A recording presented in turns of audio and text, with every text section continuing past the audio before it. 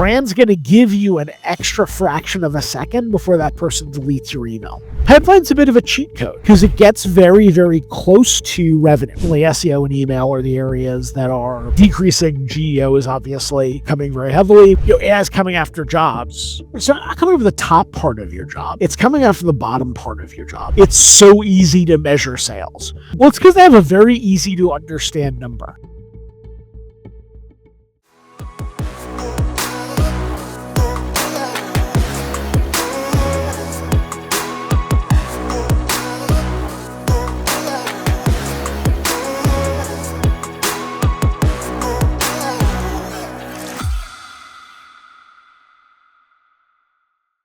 Before we dive in, a quick word on hiring. It's a weird market out there right now, but finding top go-to-market talent is still one of the biggest levers for growth. At GTM Fund, we've made over 2,000 candidate intros and placed hundreds of 8 players. One of our go-to recruiting partners is Pursuit. They specialize in sales and marketing talent, and they do it without a retainer. We work with them closely across many roles. If you're hiring, go to pursuitsalessolutions.com/GTM. That'll be in the show notes. Or ping someone from the GTM Fund team. We'll get you connected. Now, on to the episode. This episode breaks down how to build a marketing organization that's accountable to pipeline and revenue. You'll learn how to align product, content, and campaign functions around a shared revenue goal, and how to map marketing contributions across a full value chain. Currently SVP of Datasite and formerly a go-to-market leader at Glia, Contently and Diligent, John has led teams through IPOs, acquisitions, and over $1 billion in equity events. At Glia, he drove 71% of pipeline and 60% of new business revenue. John also shares how to operationalize measurements with his 4 What's framework, what's broken with attribution, why GEO is replacing SEO, and how to use AI without losing signal or authenticity. He also shares some parallels between chess and go-to-market, like how the best players win by knowing when to break their rules. Sometimes the winning move is trading the queen, not protecting her. All right, let's get into it. John, welcome to the podcast. Thanks for having me, Sophie. Absolutely. We're going to deep dive on revenue marketing. So I have to ask to get started, how do you even define revenue marketing? And how is it different than traditional brand and demand gen functions? Always good to get very, very theoretical at first. So you have revenue marketing even if you didn't know it. But for me, there's a concept that's really, really helpful that we use a lot, especially at Glia, was this concept of value chain. Every company has a value chain. So you think of it traditionally as your marketing team then goes on to sales, then goes on to CS, then goes on to product, and you're supported by a lot of functions. So think about, IT, HR, finance, legal, all sort of support the overall value chain. And that is sort of the overall construct of a company. Well, marketing has that as well. So, marketing organization, traditionally you have your product marketing org. First and foremost, obviously get a product to market, messaging, positioning, all of those great pragmatic marketing framework stuff. You then have your content marketing team. They're educating and build trust and creating that content. And then you have the revenue marketing team, which are the campaigns, channel owners. Their job is to take that content marketing based off of product marketing to go out into the field and obviously find folks and turn into pipeline and obviously revenue for the business. And then marketing, is traditionally supported by brand, corporate communications, marketing operations, and everything else that you need. And so, when I always say I'm a revenue marketer is one is I come from a channel owner. I was a digital marketer to start, and I have that bias. But now that I've sort of grown and progressed in my career, for me, it's about, what is the primary function and culture and rallying cry of that marketing team, knowing we have all of those things to do. So for me, the marketing team, yes, you may be in product marketing or content marketing or, brand and design and stuff like that. But like we all get together to create pipeline. And that's sort of like the thing I want to exude in the culture, more so than everything else. And obviously brand's really important and, corp comms is really important and product marketing is very important. But what is that kind of that rallying cry? And that's always, no one is better or different. It's just, that's the way I'm wired and the way that I find is very, very strong. We all need to be revenue marketers to some extent. Even if your function isn't traditionally in revenue marketing, but that's sort of how I've defined it and said, whether it's ownership of revenue marketing or marketing in its entirety, that's sort of the main focus for me as a marketer and the teams that I manage is, hey, we're here to create pipeline and for the business. And that can be very that could be a very, very challenging statement to many orgs, and for other orgs, it's like, "Yeah, that's what we do all day." Right? So it just depends on how you're structured and how you go about things. Yeah, that makes sense. I'm sure you get quite a variety of reactions to that. How do you really permeate that culture around, hey, we're all here to do the same thing, even if our day to day is different? It is a challenge. And there's some functions where it's a little bit more anathema. You always think of the Don Draper quote, "I sell products." Right? Don Draper was a marketer, but, like, at the end of the day, he sells things, and for me, maybe it's part of my background, the first 10 years of my career were in B2C, and that is the phrase I always use is, it's like picking up nickels in front of a steamroller. It's really, really tough. You're spending $1,000 to make 1,005, and it's very technically reliant. You have to be very operationally strong, and it really gets to this, we're here to make money. And I certainly saw when I first made the move into B2B in 2009, that was not the culture. And that was certainly not the culture of the marketing organization I was in. It was certainly the culture of the sales organization I was in. There's always a story I like telling. This was my second week in B2B at all. And so I had my title was something like senior manager of online marketing. So I owned the website and digital channels. I got all my data together.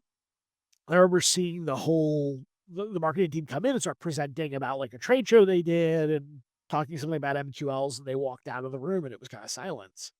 And then someone noticed me in the room, and they were like, "What do you do?" And I started telling them about digital marketing and, how they make money, and they actually started laughing at me because that was not their wiring of what a marketing organization was.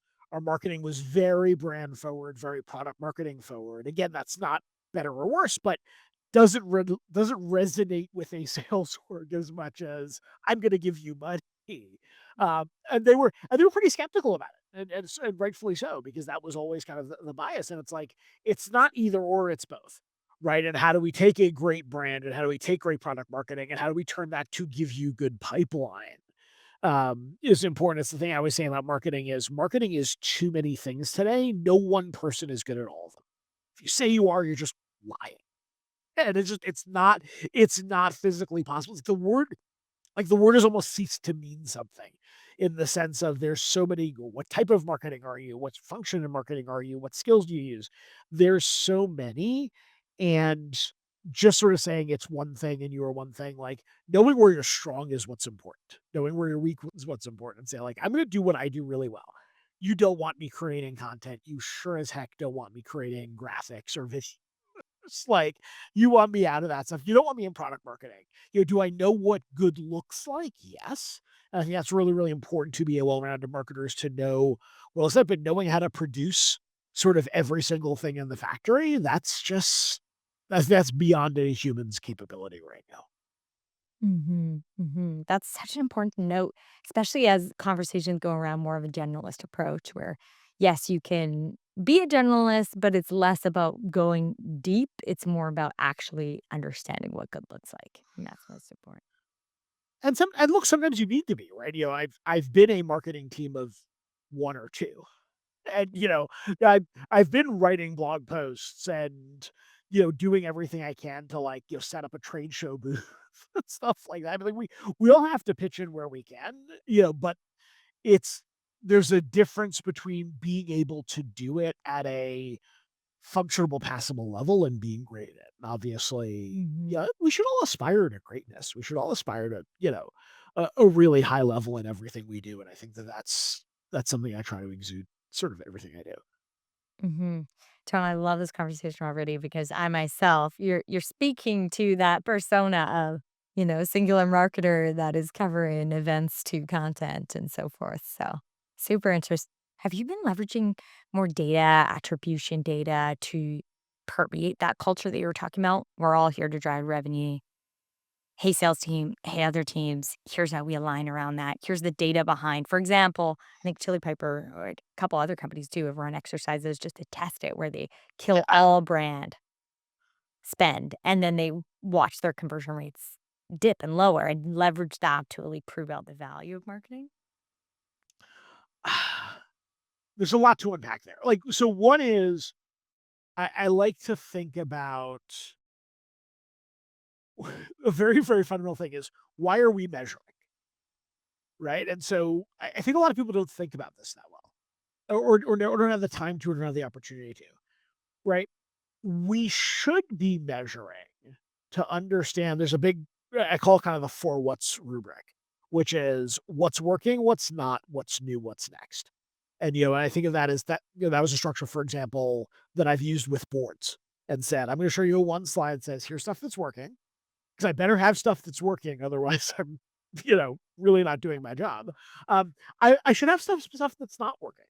If I don't have things that are failing in some way, shape, or form, then that means I'm not trying hard enough. I'm not experimenting. I don't have that sort of culture of, trying to figure out what works for us uh, to the heart of your question. I should always have things that are new, right? And ideally, a quarter from now or a month from now, I've got those things in. What's working and what's not, and then obviously what's next is I should have some things I really want to get to, but don't have the ability to in the near term, right? And ideally, those things sort of move up. And if you develop a really good discipline of that every quarter, by the way, that's a cheat code. Being able to go to your manager, your executive team, your board, and say, I'm going to do XYZ. I expect it to produce ABC. I'm going to tell you what happens regardless, and tell you what I learned. And maybe the stuff that's not working, I tweak. And maybe it's just like, no, this is just a bad idea. I'm just not going to do it anymore. Um, if you can show, if you show that discipline, that really builds trust. Um, but to get back to it at the end of the day, you should be measuring to understand what's working and what's not. Right. Again, we're giving a very, very, very, very simple structure in business. Company gives us money, whether it's our salary, whether it's the tech we have, whether it's the people we work with, whether it's the program spend to produce a return. We should be doing as much measurement as possible to figure out how do we get the best return for this dollar, euro, pound, currency it is. Um, and think about it sort of ruthlessly from that perspective. Obviously, there's a lot of other things of why we measure. Obviously, we want to, we don't just need to market our companies, we need to market ourselves and our functions internally. Hey, we're doing good things. We want to use numbers to do that. Numbers are why people care, right? They need to have what's the measurable value of what you do. Obviously, as a revenue marketer, pipeline's a bit of a cheat code because it gets very, very close to revenue. Sales is easy, right? It's the reason why we always go crazy over, oh, the sales guys run everything. Well, it's because they have a very easy to understand number. What they do in sales directly relates to revenue, directly relates to the growth of the company. It is it's so easy to measure sales, but it's very hard to manage from that perspective. Marketing's flipped. It's the hardest to measure. You could measure a billion things and still not have a very good answer. It then makes it sort of the easiest to manage. Everybody loves going up to a marketer and making, polite suggestions as how they could be doing marketing better that like would never work in any other function, but we get those all the time in marketing. Uh, but it's for that sort of reason of like, it's not as, it's hard to get your head around sort of what matters, right? And so the biggest part of measurement is to figure out like what's going to matter, right? Is it funnel health? Is it net promoter score? The answer is it's all of it. You should be measuring as much as you can, but then figuring out what's important, what's a leading indicator, what's going to predict in the future. That's very often where the magic happens. You know, I think one of the worst things that's happened to marketers, in the past decade or so has been the idea that the answer is simple. Right? The idea that, oh, we're just going to give you, I mean, multi-touch attribution might be a rabbit hole I'd fall into in this conversation, but like, multi-touch attribution is really, really important, but it's really better at measuring effort than efficacy. And what I mean by that is, you know, multi-touch measures what you see. There's a really strong statement I made once. It was actually at a marketing attribution company's event, and I got on stage and I said, "The majority of you all should be fired for cause for fraud, and you don't know it yet." And the way I would always unpack it is, I would say, "I bet you I know what your best performing piece of content is, and I bet you you don't." And this is sort of like just your typical SaaS party trick. But and they would always go, "What do you mean?" It's like, "Oh, you don't know my content." And I would say, "It's your MSA and statement of work." And they'd go, "Huh?" And I'd be like, "Oh, you weren't interested in attribution. You were interested in marketing attribution." Right? Because if I think of my buyer journey, I think of all the content they touch. The MSA and SOW is actually the most important. But we're marketers and we're thinking about our stuff only.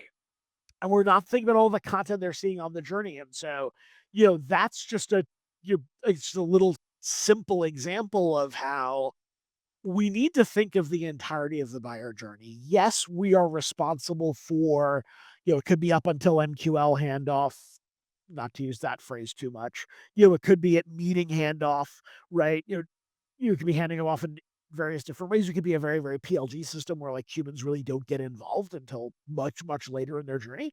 But at the end of the day, you need to look at the whole thing to make sense of it. And you need to understand, what is that buyer? What are they thinking about at every stage in this process? They don't care about just the marketing part. They care about when the seller gets involved. They care about when the BDRs or SDRs or whatever you want to call that function gets involved. They care about customer success. And so you have to have this wide view of what's everything that went into this buyer journey. Not just my emails, but the seller's emails, it's the PR's emails, customer success's emails. If you're looking at customer marketing, what is the sum total of their experience that can include their QBR calls they have with executives, the executive touch points they might have. Yes, we think about them when they happen at conferences, but do we think about them when they happen when our sellers are on the road or our execs are on the road? No.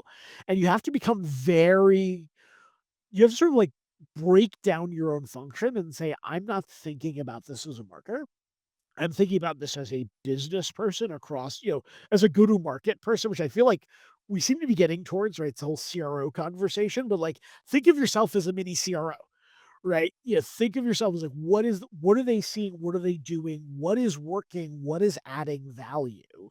At the end of the day, if I step back for a second, the other day, you really want your buyers to do three things. One is, why should I pick your category? Two is, why within that category, why should I pick you? And the third one, I think the one that's killing everybody today is, why should I pick you now versus waiting a year or 2 years or 3 years when you're going to be even cooler than you are today, right? And I have to say, I stuff figured out, for example, right? And so at the end of the day, everything you're doing is trying to do that, right? Your marketing team, your sales team, obviously once you're a customer, the conversation's a little bit different of how can we get you to get the most value out of this? How do we get that as quickly as possible? How does that lead to, you know, both the GR and NRR tracks of one, making sure you stay in business with us and get more of this, but then like, what are the other things I can sell you? How else can I help, build on the journey that we've already established, right? At the end of the day, that's all that you're trying to answer. You need to measure everything. Now, yes, we are not responsible for sales tactics or trading or things like that. That's fine. We need to be aware of them. We need to understand what they are. And so you go back to like measurement. Well, the answer is you need to measure everything that you can. I think the challenge for marketers today is they found that data is borderline infinite if you let it, right? And it's really transforming as to what's the insight. I don't want data anymore. In fact, I think there's becoming a bit of a data backlash. I think rightfully so, because I think we're throwing a lot of, I can throw more Tableau workbooks at anybody than anybody else who's listening to this podcast, but that doesn't help me do my job better, right? And being able to figure out what is what is the business value? How do we set our, with even OKR structure, how do we set our goals in a way that we're ideally doing the right things? Right? And so it can be, is it about getting more meetings for our sellers and more pipeline? Absolutely. Is it getting more people into our database? Probably is, right? Is it finding more accounts in our TAM and better identifying our TAM, right? Is it getting a better message to break through to certain personas? The answer is it's all of it. What's really important is that you have the data framework of understanding. I know my ICP very well on a firmographic basis, and I can do my cuts appropriately, right? Whether they're industry cuts, size cuts, geographic cuts, whatever matters to your go-to-market regime, and then who are the people that matter, especially since buying has changed so dramatically. 10 years ago, I used to buy alone as a director with no problems. I'm now at the SVP stage of my life. It's harder for me to buy stuff as an SVP today than it was 10 years ago as a director, regardless of company size. And that's just because there's a plethora of technology, that there's way too much, which is its own conversation. Um, you know, there's a huge focus on like, what is the value for this? What is the human impact of this technology solution? What is the impact of the program spend or people spend? And so people have realized that, especially now we're not in that zero interest rate environment we were for a long time. It is, you know, what is the value? What is the dollar return you're going to get? And so, we have to think very broadly about who is consuming our stuff. It's not just the end user. It may very well be go to their website, see their executive team. They may all be in that call. You might have a demo where your entire exec team is on the first demo and you're like, uh, what's going on here? That's just how companies buy today. And that's going to evolve, I think certainly with AI and the like, but it's definitely something you're seeing in the marketplace, regardless of who you are today. And it really has to inform, like your marketing has to understand that. And it's not just like we just have a really good message to this one guy and he's going to buy it. Like there was a time that worked, but it hasn't been that way for a while. Interesting. Yeah. Much more alignment between the buying committee on the other side. Right. Yeah, I mean, it also defend and mapping that out, right? I mean, it's why people talk a lot about ABM is you have to dive really deep into understanding that company, what makes it tick, right? Who's playing, you could have a sales cycle where you have 20 people involved.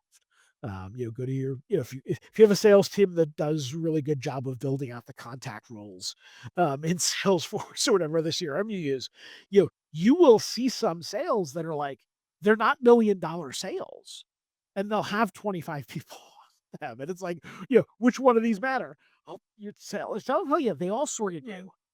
Pretty much any one of them can veto, and it's like, really? And it's like, and I look at it, and as someone who's an executive, like, I've had marketing initiatives torpedoed by other functions that had nothing to do with marketing because they're competing for the same resources at the end of the day, right? And so, our sellers experience the same thing, and so you have to be really, really conscious of that, and really understand that it's that depth. The deeper you can get into a problem, the more meaningful work you can get. I think that's really one of the things I think go-to-market leaders are struggling with in 2025 is it's very easy to be, across 50 different projects, moving them all, an inch a day. That's not that's not gonna get it done. Yeah, that makes progress. That's great, but, like, you need to really understand the problem deeply, really solve it. What's that unique value you can add and unlock it? That is really an approach that I think we're struggling with, just with attention spans post-COVID and everything that's getting thrown at us, but really the person who can more deeply understand the problem is gonna win, and that happens in sales. Right? The company that's going to win is going to be the one that, yes, being first helps, having the best product helps, but the one that really most deeply understands the people and has influenced them the most and has the most pull, that's going to win. And everything else is a bonus, but the deeper ones always win, and that's why there's a lot of value. Yes, why okay, maybe sellers aren't getting paid what AI engineers are getting paid by giant people today, but like that's why they get the big bucks, and very often rightfully so. And as marketers, we tend to like forget that um, and not understand that. And I think that's having a lot of empathy and understanding for everybody's position is really, really important, even if your position is different. Um, Absolutely. That almost extends, I mean, it does to the entire organization of whatever company has the deepest understanding of a customer will win. yeah, And and that's never not been the case. I feel, um, but it's there maybe were a few cheat codes back in the day of just, Right. it was harder to find competition. People didn't know, or, people prided on relationships, but, you know, it's really depth of understanding the problem that's going to win today. Definitely. And John, if I just give a little bit of summary of your background in a way, you led Glia through some incredible growth, through the series B, C, D to over $1 billion valuation. And in that time achieve, over 37x revenue growth, employee growth, customer growth, all the things. But what really fascinates me is that over 71% of new business pipeline and 60% of new business revenue came from revenue marketing. And those are really compelling numbers that a lot of organizations would want to replicate. But of course, as you called out earlier, there's context to everything. So, when and who would you say revenue marketing is a fit for? It's a tough question. I mean, Glia was an um, amazing experience. It was a very, very, I it's one that there's been a lot of folks that have been talking about. I'll go into career coaching for a second of like, you know, really one of the most important life skills I've found has been picking companies well, picking CEOs well, picking leaders well. Um, and something I realized about myself is I am not a marketer who can sell ice cubes to penguins in Antarctica. I'm going to sell ice cubes to people on the beach in Miami, or I think Phoenix was 107 degrees yesterday. So like, selling ice cubes there. For me, it's all about product market fit. There are a lot of companies that are selling, you know, aspirational products. And by the way, some of the best products in the world started off aspirational. I'm someone who I don't know how to do that. That's not a skill I have. I'm very impressed by the people who have those skills. I don't have them. I'm much more like, hi, this is an iPhone. It's really good. It works. What was neat about Glia was we were at that stage of the product as early as we were, which was very, very rare. Um, it was kind of incredible of how, it was day one and I got a demo. It was 2018, and you're talking about a company that was like, single digit $1 million, couple dozen customers, but had a very real product that demoed incredibly well, that had a real need for a step back that, provide, we call digital customer service solutions to banks, credit unions, insurance companies. And so you think of when you log into your bank website, what do you see, to talk to an agent or AI and get information in a very easy way. And obviously you could do that in a bunch of different channels, whether it's text, audio, video, or a combination of all three. And that's been a process that's been very miserable for a lot of folks and very frustrating, especially in when you're dealing with your bank, it's like you're not doing that for fun. You're doing that for a reason, right? And that reason could be very, very serious, right? So, it's a high pressure conversation and you want to work. It was like, oh my God, this is a product that like really works. And what we were able to do was really figure out, okay, product works. We have really deep understanding of the ideal customer profile. We can actually brute force this into a list. Like we can find out who all the banks are. We can find out who all the credit unions are. It is a finite universe. And so we know who to go after. And now we're just going to go after them systematically, right? Let's understand all of the roles. What do they do? And for me, it's about really understanding what is every potential touch point you have with that persona, right? So you think of like, I'll think about it even more simply. We think of search engine marketing. It's what is that person type when they go into Google when they're thinking about this problem, right? Is it a category name? You hope it would be a brand name. Again, depends on your industry and where you are. Like you may be in a spot where they're just typing in problems, right? What are those keywords? That becomes your keyword set. That informs your content marketing strategy. It informs your messaging strategy, which informs your search engine marketing strategy. And basically, we were able to build this engine that said, we know when they go digitally. We're going to have our BDR team in their email box, LinkedIn box, voicemail box as much as we can. We know what trade shows and events they go to. We're going to be at all of those. We know what partners they work with. We're going to develop a whole ecosystem around them, and we're just going to get in front of them every single time we possibly can.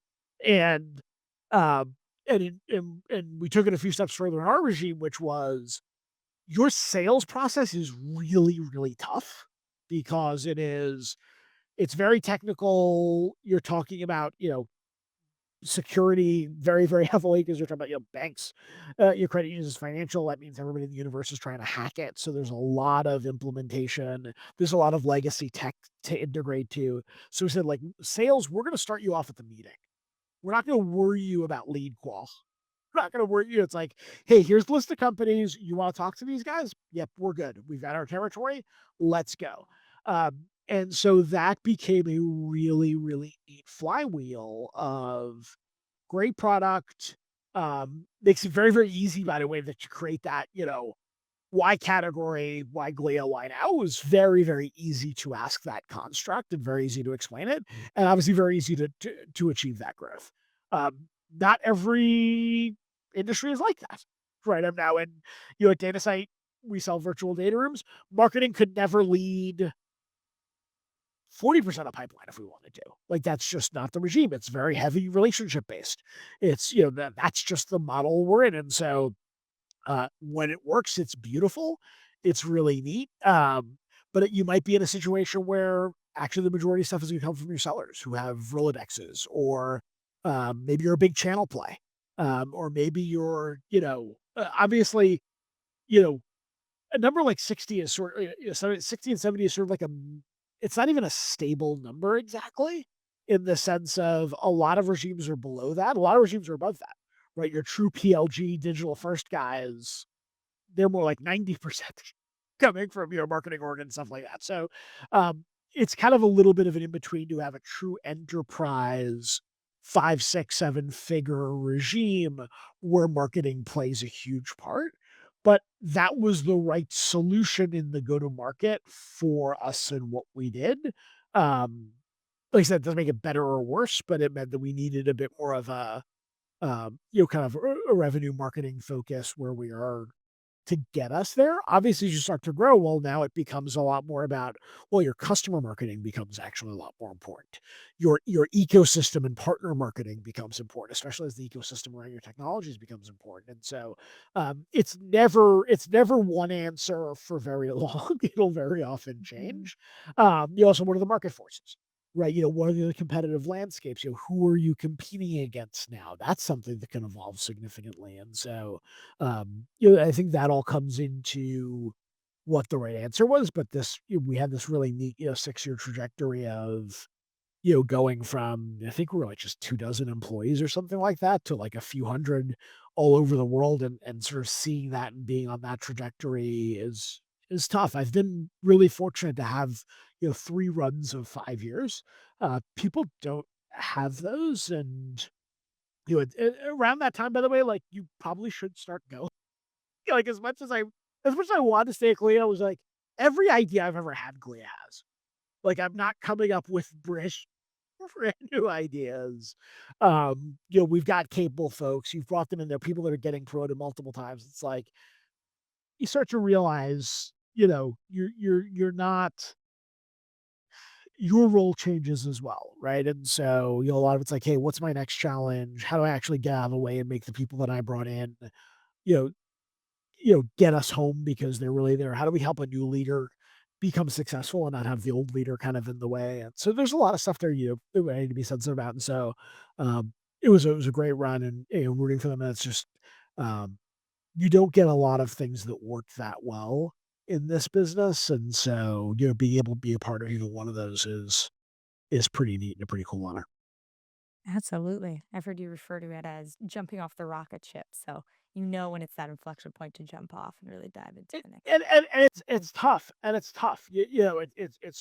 It's really, really hard because, the other rocket ship line is, you don't complain about what seat you have on a rocket ship. And so part of it's like, man, I really just wanna hang out, and obviously, like, especially just because the story's not completed, right? You wanna be part of it through an acquisition, or, whatever, or IPO or whatever, will happen in Glia's future. You kinda wanna be there for that. Obviously, there's some practical financial reasons want to be there for that as well, which are important, but sometimes it's just not. You're only gonna have a finite amount of things, and like I've been doing this for 26 years. Like, I'm starting to realize there's probably more of my career behind me than ahead of me at this point. Um, and I think it's just, when is the right time? And you see it in sports a lot too. It's like you see the people that leave a year too early versus a year too late. Um, I feel like you want to be the guy who leaves a year too early, leaves them wanting a little bit more, but it's tough to do in practice. But uh, was able to swing something that I think was sort of right by everybody and had a lot of help there. And um, it was certainly a neat run. Yeah. Tough to predict, but certainly better to leave early than leave late, as we can see in many sports players. That's a good analogy. Look, life was fantastic with a time machine. Look, and we don't. I mean, we just if you have one, you can lend me, Sophie. Great, but like, I've never met anybody who's taken me up on that offer. So you just have to make the best guess with the information you have at the time. Well, if you receive a shipment in the mail. Nice. Okay, great. So AI has been incredibly transformative. Where are you seeing the most impact, either in your marketing specifically within the organization or life, and the greater organization as a whole? Yeah, I mean, I guess that's it wouldn't be a conversation in 2025 where we did not touch on this in some way, shape, or form. Yeah, a couple thoughts I have. One is there's a marketing leader named Andy Joels who's really wonderful person, really impactful. One of the CMO leaders at Pavilion. I've been a big fan of his. And he's someone who, even prior to AI, was always telling people to outsource the bottom 10% of your job. And that was something he would tell people 5 years ago, and I always thought that was such a great mantra, and I don't think it's a coincidence that he's personally become very into AI for that reason, but I think that mindset is really important, especially since there's this whole universe of, AI is coming after jobs. Well, it's not coming over the top part of your job. It's coming after the bottom part of your job. And the less you're at the bottom part of your job, the better and happier you're gonna be. Um, and I've been lucky that, I've been at both Datasite and Glia that have both been very AI in the product. And like a good example of that actually is at, at Glia, there's a lot of sort of usage of like chatbots and AI, for banking use cases. You know, Asking an AI bot, what's my balance? That's a perfectly wonderful use of AI. AI is not gonna mess it up. And by the way, you don't wanna waste a trained human's time on that. Right? And so, similarly, like, what is the right financial product for my family? That's a very deep, complicated question that you want humans with training and understanding and empathy to do. I think marketing is kind of the same way, right? Which is how, we use it a lot for answers to the bottom 10% of my job. Actually, I think now it's probably more than 10% for myself and a lot of people. A lot of it is also that understanding of what is your skills as a human being. I've always found on the writing perspective that I'm better at editing than creating. Like a blank page really kills me. So you're using AI to get to, I can give a little bit of an outline and get a rough draft. It's not gonna be great, but I can get started one a little bit further along that funnel and get there. Um, if you haven't connected your AI platform to your personal email copy from a voice and tone perspective, by the way, that's a miss for sure. Because I've realized that I think everybody's unique speaking style, but I think certainly mine is unique in terms of, it's like a fingerprint for me. And so I want it to sound like me. I don't want it to sound like AI. I want it to be a tool. Like I believe so much in human connection that it's not about like just I'm going to give you AI slop. Uh, Take me through that, John. What does that look like tactically? Somebody wants to connect their personal email to copy. you can actually connect it in the back end of like integrate my Gmail to it.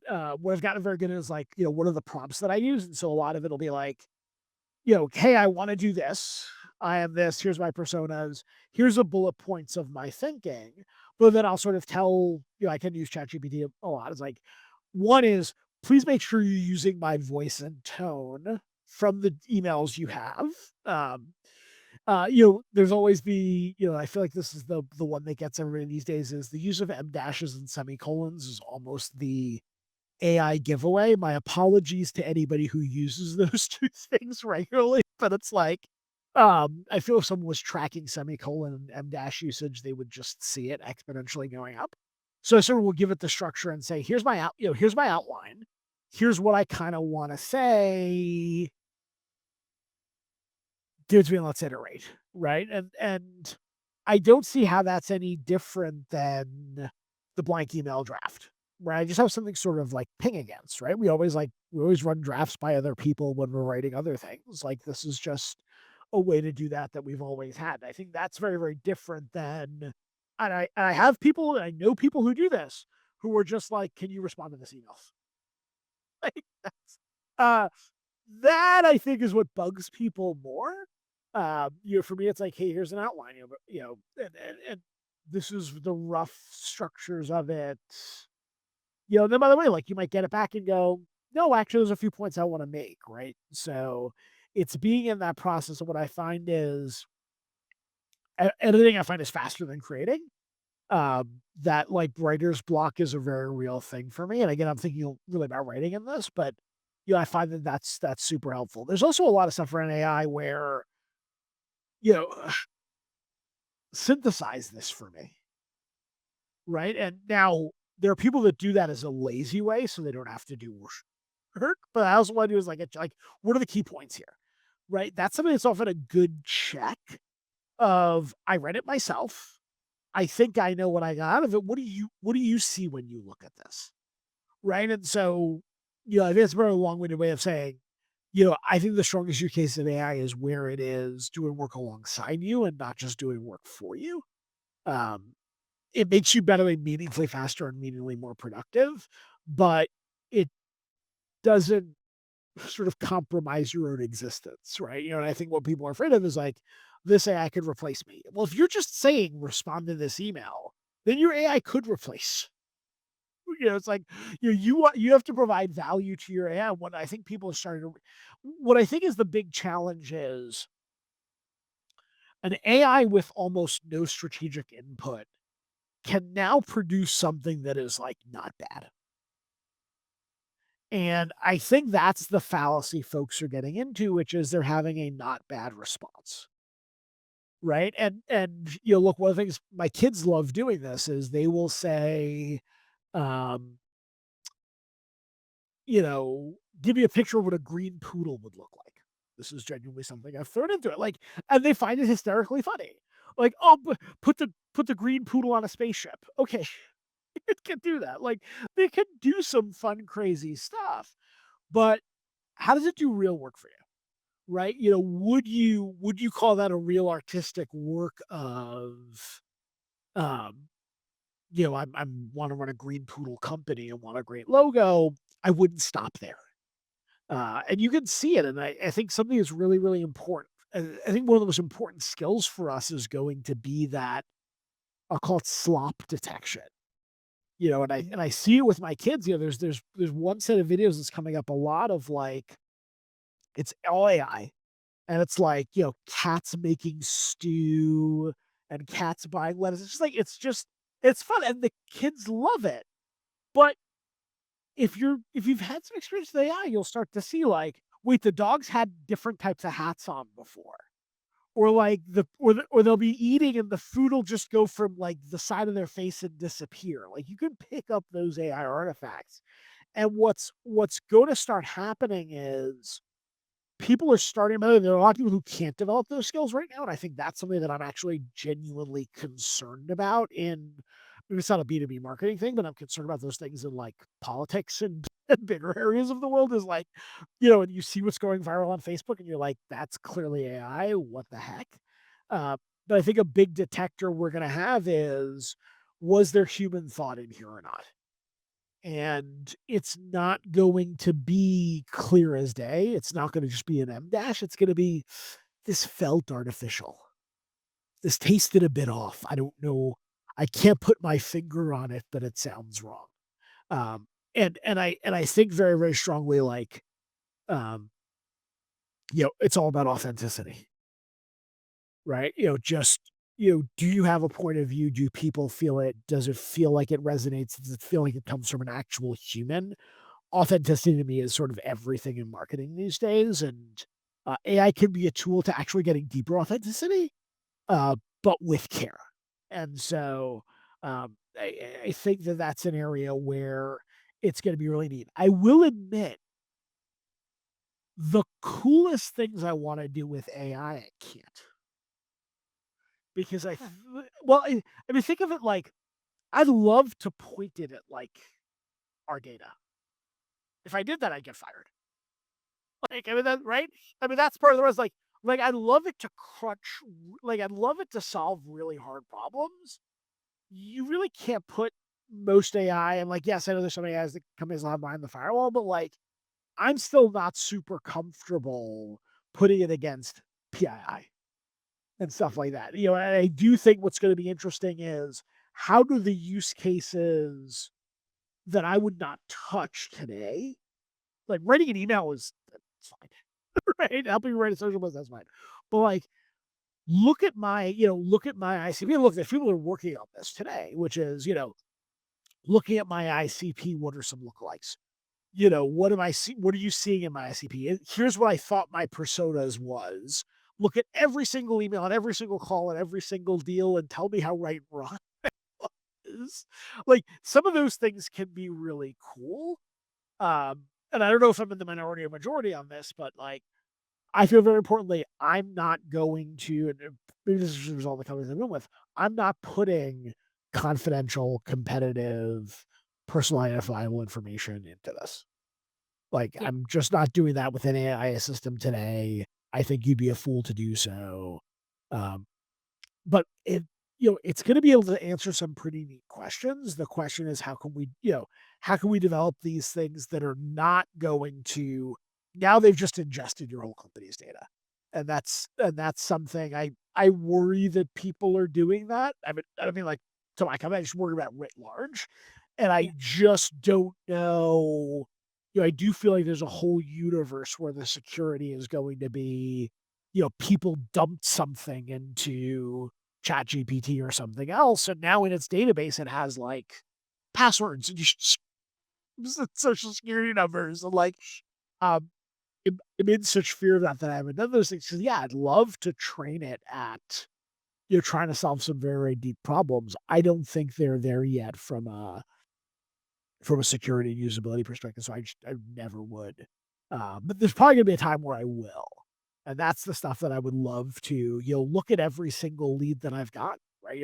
Predictive scoring, right? So there's a lot of these AI use cases that are existing today, a lot of companies being built around it that are quite neat. But I think like, uh, I don't want everything to be you have to buy a $100,000 solution to do it, because that's not scalable either for, one question. I think the neatest stuff are the things where you bounce around and ask a bunch of things. So I think AI is not there yet, but it's going to be getting there really, really quickly.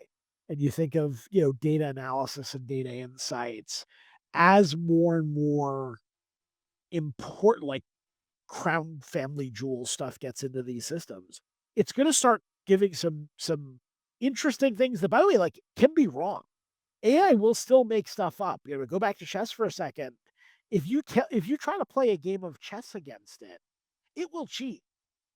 It will make illegal moves. It will, it will invent a piece on a square that was not there before. There's some chess content creators who've done some really neat work on it. It's like, it will go do crazy things, and so you have to really have a trust but verify approach with it. But it's really interesting that these things are starting to be able to do meaningfully work and be meaningfully helpful for us. And really, all you can do is just, you have to be fluent in it, because this is going to be the language of folks over the next 25 years. End of story. People are not wrong when they say that. I think the universe is not going to go the way the majority of people think it will. Uh, that's a cop out, because I have no idea which way it will actually go, but it often will go in unexpected and surprising ways. Yeah, absolutely. Or ways we can't even imagine now. And John, this has been fantastic. I've got Last two questions, always the same. First, what is working right now in revenue marketing? So that odd press. There's a few answers to that. One is like, look, I think everything is worse. I think it is true that some things are working more well. I think some things are working less well. There are two really big shifts that I think are happening that I think are bugging folks. One is this whole move from SEO, to GEO, a lot of the sort of zero click results, right? And having been someone who's launched a search engine, I understand why search engines want you to not leave the search engine and stay within their universe. Um, and the whole Google has changed fundamentally. And that is a big part, if not the majority, of a lot of businesses out there. And so that has been a catastrophic impact to some folks. It's been a great opportunity to others. And it's sort of like, I would say, I will say unfairly in terms of who gets, what there, because I think some of it's like, it's just hard to predict. The Gen AI engines need to see you. You need to think of the Gen AI engines the way, as an old school search engine marketer from 20 years ago, when we thought about, Google and Yahoo and Bing and Ask Jeeves and all those other ones that were out there. It's kind of the same way with the AI engines, right? Some AI engines are looking very heavily at Wikipedia. Some AI engines are looking very heavily at Reddit. Some AI engines are looking very heavily at what they're indexing. And so there's going to be there is a huge way in terms of findability for your company, for your brand, whatever you do on a daily basis to become visible is changing. User behavior is changing. They're not going to Google and typing in all of their questions anymore. They're doing it in ChatGPT now. Now, I would say it's a little too early to call old school SEO dead. That behavior has been very ingrained for more than a generation. It's going to be there, but you've got to now worry about this whole other thing too. And so I think the companies that have done well have made a point of how do we get ahead of this? How do we get visibility to it? It's a black box to a lot of people right now in GEO. I know there's some very interesting companies that are trying to start solving that. Um, but it's going to be a very interesting cat and mouse game, right? We're going to want to start effectively gaming the Gen AI engines. And the Gen AI engines are not going to want to let us game them. It's the whole same thing with Google. Just this is a different one, and this is a much more complex engine. Maybe a little less predictable. So it's going to be really, really interesting. The second, I think AI impacts this one too, is that email suffering. Email suffering really in two different dimensions. And I think people need to understand that these two things are very, very different, very real, but they may be impacting the same metrics. One is it costs $0 to attack somebody via email. And not just $0, like $0 0.000000001 cents. It costs nothing.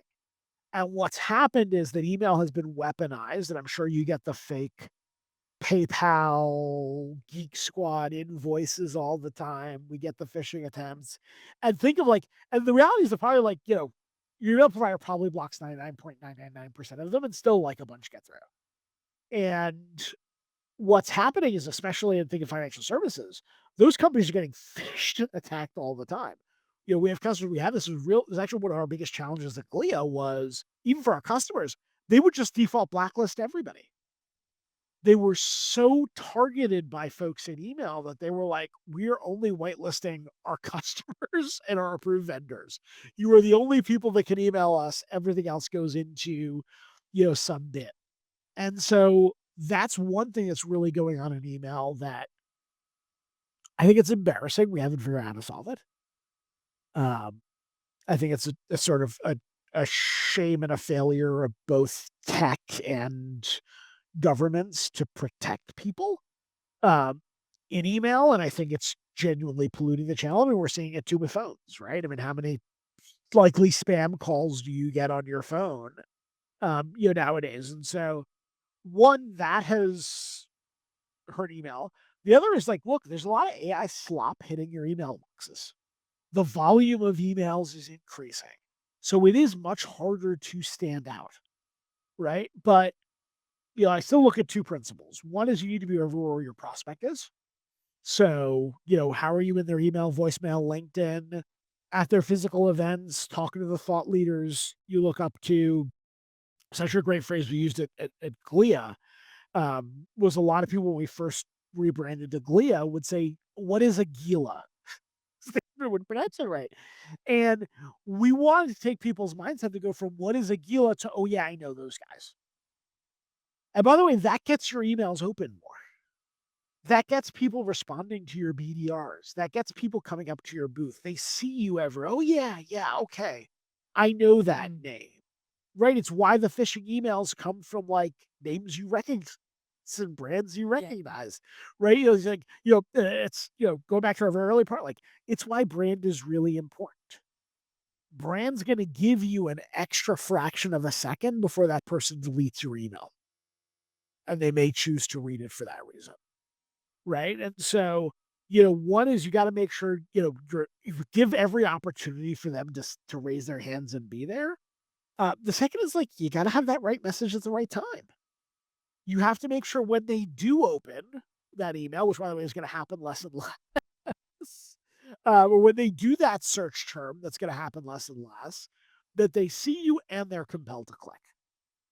And a lot of goes that, nobody cares what I do, but if I can help make their job more successful, I've got a friend for life. That's something I've always believed very strongly, regardless of what I've done. So, like, the answer is everything's working if you're doing it right. The efficacy of it is changing. And certainly SEO and email are the areas that are decreasing. GEO is obviously, coming very heavily. We're talking obviously there's a big, and you and I have met at these types of things, in-person events, right? You can't replicate that. um, you know, will we see, there seems to be a track towards more of that. Will T&E budgets support it? I think that's a little bit TBD, but where those events are and where those people in your personas are going to be there, you want to be there. Regardless of, it can always be more, better, cheaper, faster. That's something I've realized. The question is just how am I making that an ROI positive channel and getting the most out of it, and what can I do to get better every single day? And um, that other stuff actually becomes just noise if you adopt that mindset. That's great advice. What if we flip that on its head a little bit? What's one widely held belief that revenue leaders hold that you believe is bullshit or no longer serving us? I'm very anti-technology. I have to. I think the belief that more tech is better. I don't. I think that very rough cut is not true. Um, a few things on that, right? Look, tech is a tool. It is good to have as many tools as possible.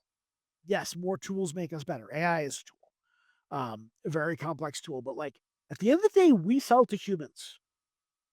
Now, I mean, who the heck knows where we're going? But we sell to humans, we sell to people. And, you think of, like, why do I have an iPhone here and not a BlackBerry? I remember, like, that was the moment where I felt I made it as in my career, was when I had my BlackBerry, right? But why? Because BlackBerry was thinking I have the CEO.